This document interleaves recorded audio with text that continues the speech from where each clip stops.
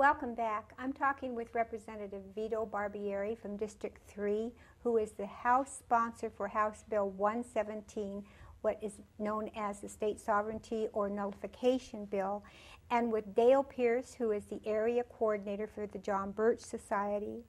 We've been talking about the fact that House Bill 117 passed the House with no problem, but was killed in the Senate State Affairs Committee. Now, since then, there's been Senate Joint Memorial 102 that has been introduced, and my understanding in reading this is that it's based on the Madison Amendment and that it's part of a national effort to have a constitutional convention. Let's talk about that for a minute, gentlemen. I know, Dale, your organization has done a lot of study on a constitutional convention. We call it a skid greaser, greasing the skids. Okay. What it does, it says, hey, let's look at a constitutional convention down the road and let's try to agree amongst ourselves as congressmen that we can limit it to just one topic. And I think that's an impossible premise, that Congress will enact legislation to establish a limitation on a constitutional convention. And for this reason, it violates the Constitutional Convention. Let me call it what it is, a con-con. It violates the con-con principle that the people have the power to circumvent Congress. Never going to happen. You can't limit the people. You can tell them that they're limited when they go into convention. But like they did with the first convention under the Articles of Confederation, they trash canned it. Mm-hmm. They locked the doors. And 54 days later, they came out with the most glorious Constitution. But do we have the same type of quality of people that would? But I know that even, I believe Patrick Henry was concerned with, I think he said something like, I smell a rat in all of this, because he was concerned that they might not be going far enough in terms of limiting the government. And in many ways, they did not limit the government. Necessary and proper clause was immediately described as expedient and proper. The general welfare clause was immediately expanded, and certainly the commerce clause, the main tool. Superior clause. That continues the supremacy to be, clause, yeah. Those continue to be a subject of interpretation. Ever widening interpretation. It'd be one thing if it was ever restricting interpretation, but it's ever widening, which we understand. Government bureaucracies have a natural tendency to grow, and there's got to be a mechanism to cut it off, but the con-con is not that mechanism. Well, our problems are not due to an imperfect Constitution. Our problems are the result of the shameful violations of that Constitution. Pretty basic. Well, I know that there's concern that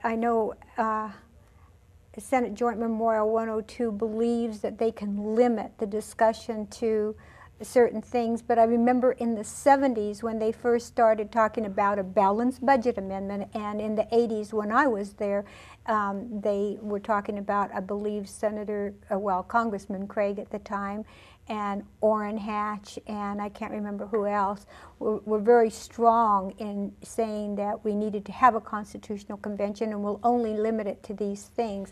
Well, there they was were always a lot of coming up with discussion. vehicles. Balanced budget amendment, terms limit, term limits initiative. How about the line item veto? And the new one, to repeal the 17th Amendment, which is wonderful to have the senators, instead of being popularly elected, be appointed by our own legislature. Yes. That would be wonderful. So they always find a great vehicle to bring that to us. And because people don't understand our Constitution very well, they're saying, yeah, that'll fix everything when we have a new convention. Well, and my concern is what they're going to bring, what crisis they're going to bring about to force that. One of the things I'm concerned about is if we're as states saying that the state agencies are not in a position to say no to the federal government, then what is to stop the federal government from ceding its power to the UN? and then our local agencies and states now are subject to the UN simply because Congress passed a rule, a law, a resolution that says, well, in this case, the UN should rule. And the states would say, well, since the federal government has said that, we have no choice. Then I think there'd be enough action where something like this could be sold to the people because the frustration level would jump sky high. You know, in reading through, preparing for this, I was reading something by, I believe it was Don Fotheringham, who used to be here in the state. I don't think he's in Idaho anymore, is he? And he wrote something that said, you know, if the Congress was doing its job and they really wanted a balanced budget, then it just takes a 51% vote of Congress to say, you know, we're going to balance the budget. We don't have to go through a constitutional convention. Absolutely. But, you know, why isn't Congress, why aren't the state legislatures able to just say by a majority vote, we're not going to do this? Well, we're Or seeing we're gonna that. balance. We're seeing that in Idaho now. I mean, when I came down here, and of course it's only been a few months, my first term, but I thought that the momentum to cut the expenses, cut the expense side, and not raise taxes was there. But I'm seeing it's the same old story. We want to not raise taxes and we want to make no cuts. And that is an impossibility given the revenue situation that we have here. So even on our state level, we don't have the will to make the necessary cuts to avoid taxing the people further. And it's shocking to me, but it looks like that's what we're looking at. And I don't know how the end of the session is going to turn out, but that's what we're dealing with, is the inability to make hard decisions. Well, you know, it just feels like a rerun of the 80s to me. I know that as I said, in the 70s, they started pushing the Constitutional Convention, and then when Reagan got in office, they said, oh, we don't have to worry about it anymore. We've got a conservative president. The Congress is now overwhelmingly conservative, and yet we found out that that just wasn't the case. Not in terms of budgets. Right, and we're seeing the same thing. The Tea Parties and all of the organizations that said, you know, we're fed up. We want people that are going to uphold the Constitution, that aren't going to tax us every which way but loose, and we want some responsible government. But we're seeing more of tax and spending as usual.